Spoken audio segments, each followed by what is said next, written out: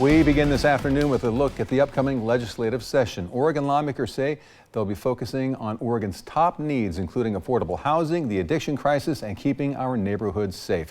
Thank you for being with us this 4 o'clock newscast. I'm Matt Templeman in for Ariel Yacobazi. KEZI 9 News reporter Joey Vaca joining us live in the studio now to show us what lawmakers will be focusing on. Yeah, Matt, it's coming up soon. Today, we heard from both Republican and Democrat leaders, and they were discussing what some of the key issues are that they hope to take on when that 2024 legislative session starts up on Monday. We also heard from Governor Tina Kotek. One of the main issues they all touched on was addressing the homelessness problem and housing supply.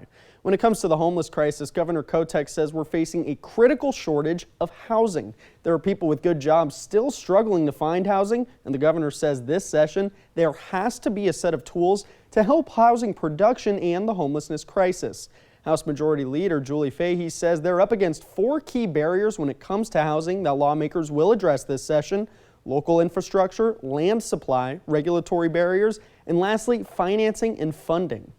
We have made significant investments in the last few years in affordable housing development for low-income Oregonians.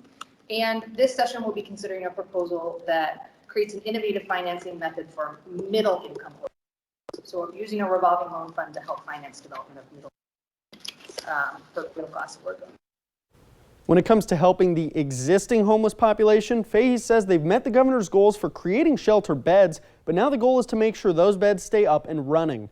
House Democrats also say one of, if not the biggest problems facing Oregon right now is the drug problem in Measure 110. They say going forward, they'll need accountability through our criminal system, but also need compassionate care. Coming up in the next half hour, we'll hear from Senate Republicans about their goals for this upcoming session. Reporting live in the studio, Joey Vaca, KEZI 9 News.